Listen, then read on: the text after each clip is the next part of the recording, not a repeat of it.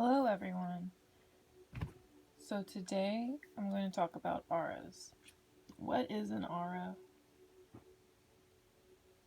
How do we create an aura? Why is it important to be aware of the aura? First question, what is an aura? So it's basic common knowledge now that we are all atoms vibrating at very high speeds, even though it's the slowest of the speeds. That's why we are solids and dense. But in that vibration, in that movement, there is lights and energy that is created. We, as humans, have chemical processes that also change and utilize this energy, giving off light as well.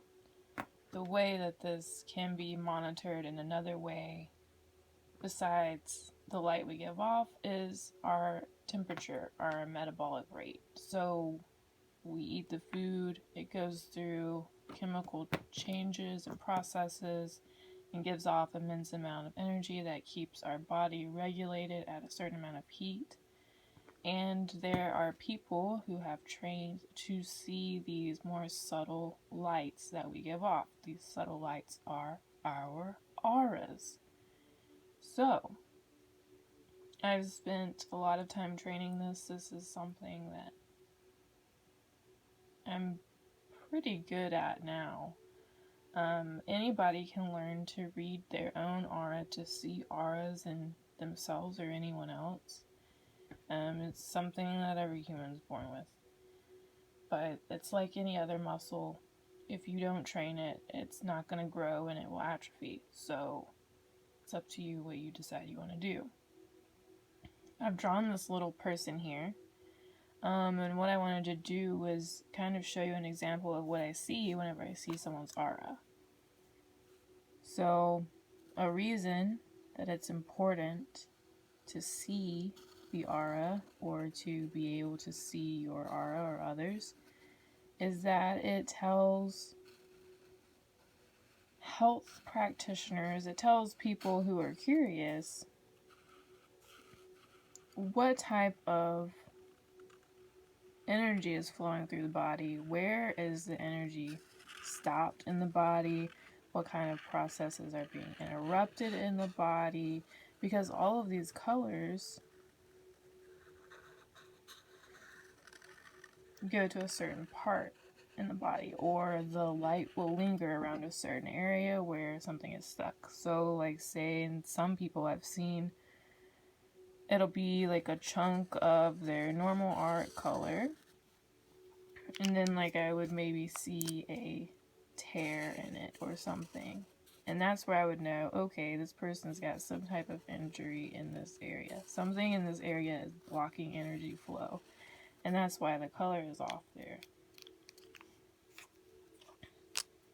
And a lot of times, these more subtle lights can be indications of not only physical illness, but emotional illness. It can give the more practiced reader insight on what a person is struggling with emotionally, or what type of emotions are being blocked within the body. And every one of our emotional injuries can be tied to a physical ailment, and vice versa. So any type of physical ailment that the body produces is because of a long ignored emotional injury that was never addressed, or energetic one. And this could be a whole other video, but I wanted to quickly say that the pathways in the body that energy flows is called the meridian. And there are points in our body where the body will change or adapt or process energies to be used in certain areas of the body. Those are called the chakras. So these are actually energy centers where energy is flowing through this meridian or from outside to the chakra, and the chakra will process change it and send the energy where it's needed according to the area the energy flowed to. So say here is more the sacral or second chakra, usually shown in orange. I just use yellow because that's what I had on me. But yellow is normally your solar plexus. But the sacral chakra is in charge of pleasure. The pleasure center is a sexual organ, the ability for a person to experience joy or bliss on earth.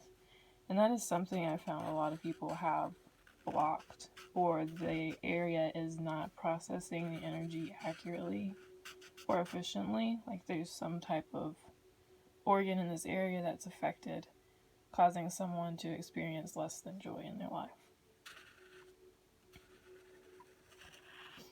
But once someone is better trained in auric readings, you can see more than just strings of color and strands.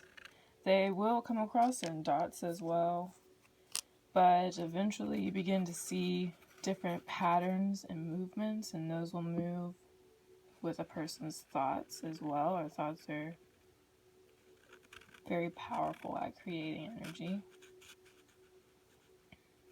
I can't remember what all my questions were. So what is an aura? I think I covered that. It's our energy and movement.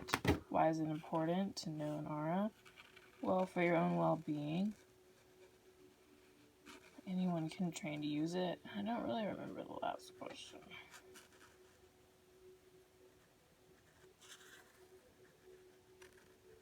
Maybe something like what it looks like. But the